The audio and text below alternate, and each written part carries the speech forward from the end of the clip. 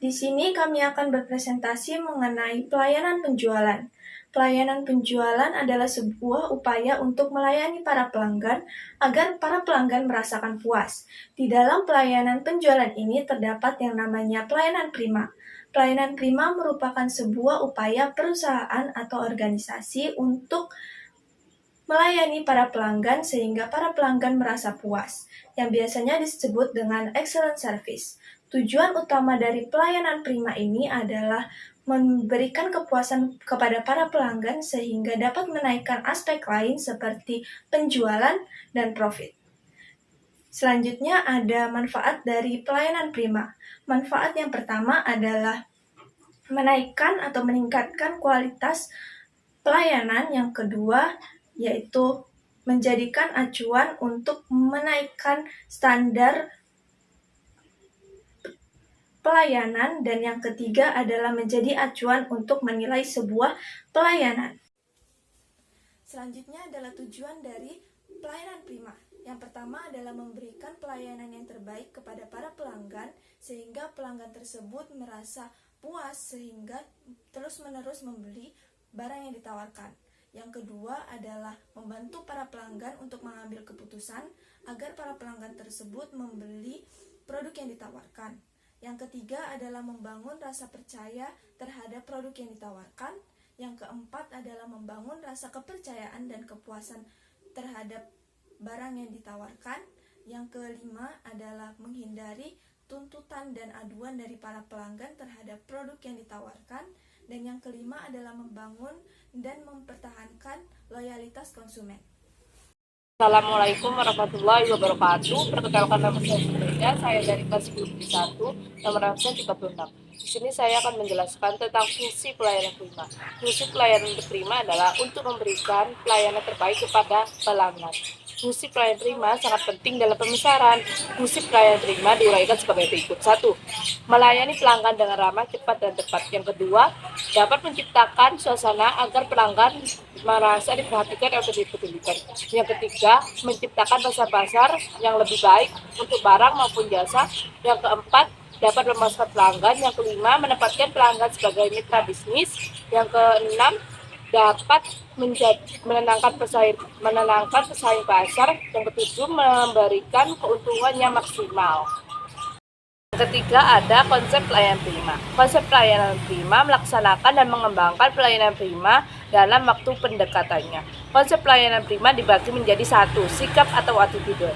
Sikap atau attitude yaitu perilaku yang ditonjolkan untuk melayani pelanggan atau konsumen. Yang kedua ada perhatian atau attention. Perhatian atau attention yaitu merupakan kepedulian kita terhadap pelanggan atau konsumen. Yang ketiga ada tindakan atau attention. Tindakan atau attention adalah kegiatan yang dilakukan untuk melayani pelanggan atau konsumen. Yang keempat ada kemampuan atau ability. Kemampuan atau ability yaitu pengetahuan dan keterampilan seseorang untuk menunjang proses pelayanan prima. Yang kelima ada penampilan atau appearance. Penampilan yaitu penampilan kita untuk melayani pelanggan atau konsumen. Yang keenam ada tanggung jawab atau accountability. Sikap yang ditunjukkan untuk sikap keterpihakan kepada pelanggan untuk mewujudkan sikap kepedulian kita terhadap. Assalamualaikum warahmatullahi wabarakatuh. Perkenalkan, nama saya Risma Putri Aulia, saya dari kelas 10BD1. Di sini saya akan sedikit menjelaskan tentang apa itu pentingnya pelayanan prima. Nah, pelayanan prima itu apa sih? Pelayanan prima itu adalah salah satu kunci penting untuk perusahaan, baik maupun usaha dari bidang produk maupun jasa. Nah, sangat banyak pelayanan prima yang dilakukan oleh perusahaan, dan itu yang membedakan perusahaan beda dari perusahaan lainnya. Seperti yang saya jelaskan tadi, pelayanan prima ini bertujuan untuk memberikan kepuasan kepada pelanggan. Jika pelanggan merasa puas dengan pelayanan yang diberikan oleh pegawai, maka pelanggan akan menjadi pelanggan yang tetap ataupun loyal kepada barang kita. Nah, jika pelanggan puas dengan barang atau jasa yang kita bertawarkan, otomatis pelanggan akan menawarkan produk kita atau jasa kita kepada orang lain. itu dia juga menjadi manfaat bagi perusahaan dan pendapatan perusahaan. Nah, lalu selanjutnya ada melakukan pelayanan prima. Setiap perusahaan pasti memiliki pelayanan prima atau pelayanan terbaik untuk usaha yang sedang dilakukan. Cara melakukannya yaitu pertama, memberikan sapaan ramah kepada pelanggan. Dengan memberikan sapaan yang ramah kepada pelanggan akan memberikan kepuasan tersendiri untuk pelanggan, dan pelanggan akan merasa dilayanin oleh pegawai dengan cara menetapkan pegawai di depan pintu masuk untuk menyapa dan memberikan layanan kepada pelanggan ketika keluar dan masuk. Nah, selanjutnya ada berikan batasan waktu pelayanan. Dengan memberikan batasan waktu pelayanan agar pelanggan merasa puas untuk tidak menunggu terlalu lama ketika dilayani oleh pegawai. Berikan waktu sekitar 10 menit agar pelanggan dapat puas ketika dilayani nantinya. Ketiga, ada responsif dan reaktif. Perusahaan perlu pegawai yang cukup untuk memenuhi sifat yang responsif agar selalu responsif ketika terjadi suatu masalah. Keempat, melakukan survei dan evaluasi. Ketika pelanggan sudah selesai melakukan transaksi, alangkah sebaiknya kita melakukan survei atau pendapat bagaimana pelanggan ketika sudah dilayani oleh pegawai. Lalu kita melakukan evaluasi dan perusahaan dapat mengambil apa yang harus dipertahankan dan apa yang harus diperbaiki nantinya. Perhatikan penampilan. Nah, penampilan juga sangat penting nih untuk melakukan pelayanan prima. Dengan menampilkan penampilan yang menarik, otomatis pelanggan akan merasa tertarik dan akan merasa nyaman ketika dilayani nantinya. Lalu ada kesediaan melayani. Dengan perusahaan yang selalu menyediakan pegawai untuk selalu melayani pelanggan dengan cepat dan tanggap, pelanggan akan merasa puas dengan layanan yang diberikan oleh perusahaan. Nah, selanjutnya ada pengetahuan dan keterampilan. Agar para pegawai bisa melayani pelanggan dengan baik, sebaiknya pegawai memiliki pengetahuan dan keterampilan di bidang yang mumpuninya. Selanjutnya ada tepat waktu dan janji. Ketika pegawai melakukan janji kepada seorang pelanggan, pegawai harus mempersiapkan waktu untuk melayani dan menepati janji tersebut tepat waktu. Selanjutnya ada kejujuran dan kepercayaan. Pegawai wajib jujur dalam bidang aturan, pembiayaan, maupun jujur dalam menyelesaikan pekerjaan tepat waktu. Selanjutnya ada efisien. Ketika pelanggan ingin mencari. Selanjutnya ada kejujuran dan kepercayaan. Pelayanan yang dilakukan itu harus mumpuni kejujuran dan kepercayaan dalam segala hal, dalam aturan, pembiayaan, dan pekerjaan tepat waktu. Selanjutnya ada efisien. Pelayanan yang dilakukan itu harus dilakukan secara efektif dan efisien karena pelanggan menuntut keefektifan dan keefisienan pegawai dalam melakukan pelayanan agar memakan biaya yang murah. Selanjutnya, kepastian hukum. Tidak ada kepastian hukum yang jelas tentu akan berpengaruh kepada masyarakat. Lalu, keterbukaan. Setiap urusan atau kegiatan yang melakukan izin, maka keterbukaan perlu dilakukan.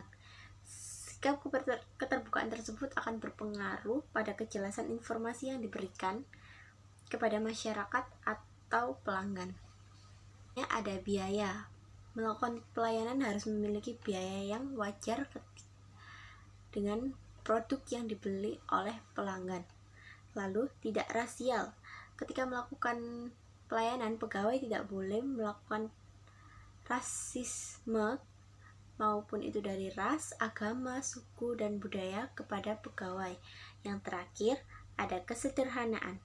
Prosedur atau tata cara pelayanan kepada pelanggan harus dipermudah dan tidak diperbelit-belit ketika menyampaikan sesuatu kepada pelanggan. Sekian dari presentasi saya. Terima kasih. 6. Kebersihan diri dalam pelayanan prima. Kebersihan diri merupakan perawatan diri sendiri yang dilakukan untuk mempertahankan kesehatan baik secara fisik maupun psikologis. Sementara itu, faktor yang mempengaruhi seseorang melakukan kebersihan diri diuraikan sebagai berikut. A. Faktor predisposisi mencakup pengetahuan, sikap, kepercayaan, tradisi, nilai budaya, dan norma yang meyakini seseorang. B. Faktor penduduk. Faktor penduduk yaitu faktor lingkungan yang memfasilitasi perilaku seseorang. C. Faktor pendorong atau penguat. Faktor pendorong atau penguat merupakan faktor yang mempengaruhi tindakan kesehatan memperoleh dukungan atau tidak. B. Peralatan dan perlengkapan yang digunakan dalam promosi. Promosi dibutuhkan ketika memasarkan suatu barang atau jasa. Antara promosi dan pemasaran tidak boleh dipisahkan. Oleh karena itu, promosi harus dilakukan dengan tepat sesuai dengan alat-alat promosi. 1. Tujuan promosi. Beberapa tujuan promosi yang dilakukan oleh sebuah perusahaan diuraikan sebagai berikut. A. Menarik perhatian pembeli untuk mengubah sudut pandang dan tingkat laku pembeli terhadap suatu barang atau jasa. B. Branding. Agar promosi yang dilakukan dapat memberi kesan kepada calon pelanggan, kita harus membuat promosi yang berbeda oleh orang lain. C. Agar mampu bersaing dengan kompetitor. Promosi dapat digunakan untuk menjaga angka pemasukan tetap stabil. D. Meningkatkan keuntungan. Meningkatkan keuntungan apabila suatu perusahaan ingin mendapatkan peningkatan keuntungan. E. Mendapatkan calon pelanggan baru. Memperoleh pelanggan baru merupakan salah satu tujuan dari sebuah promosi. F. Menyebarkan informasi.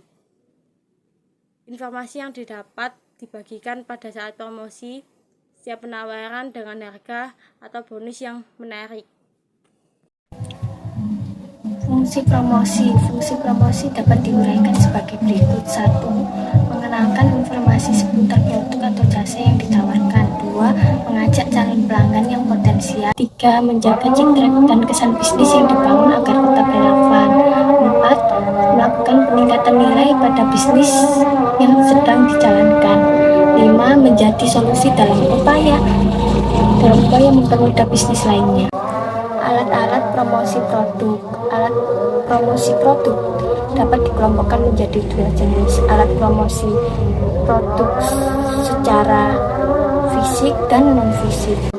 Alat promosi secara fisik memiliki wujud fisik yang umumnya digunakan di lingkungan fisik. Contohnya pameran, festival, pasar, event, konser. Jenis-jenis alat promosi secara fisik, contohnya iklan menyampaikan ide tentang produk atau jasa yang ditawarkan kepada halayak umum. 2. Brosur merupakan terbitan yang tidak berkala. 3. Reklame menawarkan atau memperkenalkan barang atau jasa yang ditawarkan. Yang keempat, baliho umumnya di luar ruangan yang berkaitan dengan hubungan masyarakat. Yang kelima, spanduk merupakan suatu kain yang direntangkan yang berisi slogan. Yang keenam, backdrop merupakan media promosi yang dari latar belakang suatu acara seperti pameran. Yang kedua, alat promosi secara non-fisik. Alat promosi secara non-fisik dapat diartikan alat promosi yang menggunakan media internet atau digital. Alat promosi satu ini merupakan alat yang modern dan paling banyak digunakan. Contoh alat promosi secara non-fisik yaitu media sosial. Media sosial merupakan media promosi yang bertujuan untuk menjangkau segmen pasar yang lebih luas, seperti WA, Instagram, Facebook, dan lain-lain. Website menjual produk dan menawarkan produk menggunakan promosi SEO. 3. Video marketing. Video marketing merupakan media promosi yang berisi blog lalu diupload ke YouTube untuk memperkenalkan layanan.